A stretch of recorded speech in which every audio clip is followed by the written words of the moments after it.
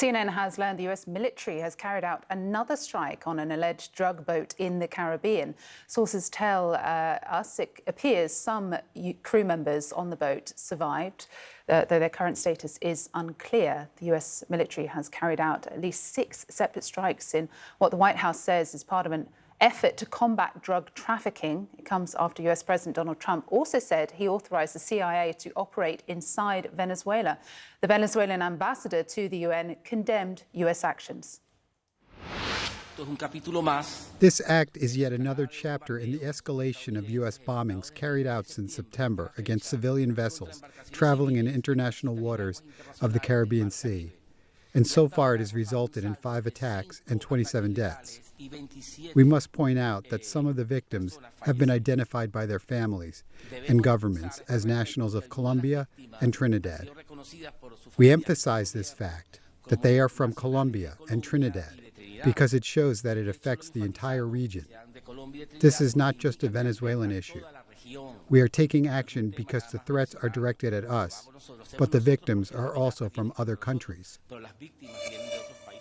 CNN senior national security reporter Zachary Cohen has the latest from Washington. And Zachary, this was actually the first time one of these strikes was not made public by the Trump administration. What more are you learning about this? Yeah, it's really notable that this is the first strike that we are learning from reporters in the media, not the U.S. administration, that it was carried out. And look, as you said, it's also the first strike that does not appear to have immediately killed everyone on board.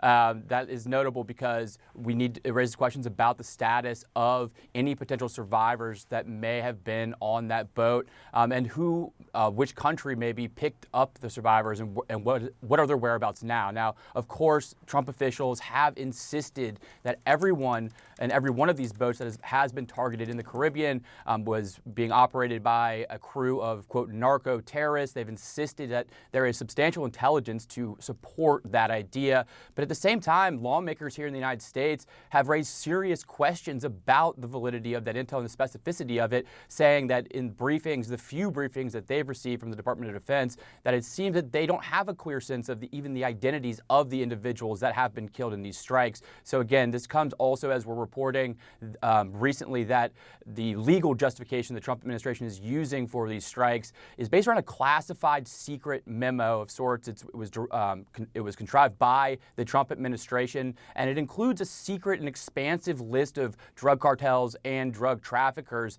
that the administration believes it can target with lethal force. And at the same time, we're also reporting that at least one of these strikes was carrying a crew of Colombians coming from Colombia. So you heard the ambassador to Venezuela referring to this being a regional problem. Our reporting would suggest that the mission in the Caribbean right now by the Trump administration is far more expansive than previously known, and does go beyond Venezuela itself. Now, Venezuela has been of particular focus for the Trump administration. They've gone through great lengths to try to tie Nicolas Maduro, the leader of Venezuela, to these drug cartels, publicly declaring that he is viewed as the illegitimate leader of Venezuela.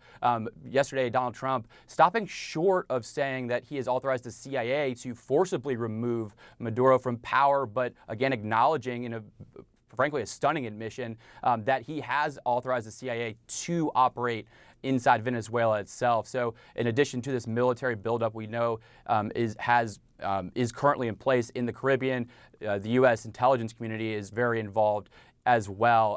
But again, the legal questions around these strikes will continue to mount as more details come out and as more strikes continue. That's something the Trump administration has made clear they intend to move forward with.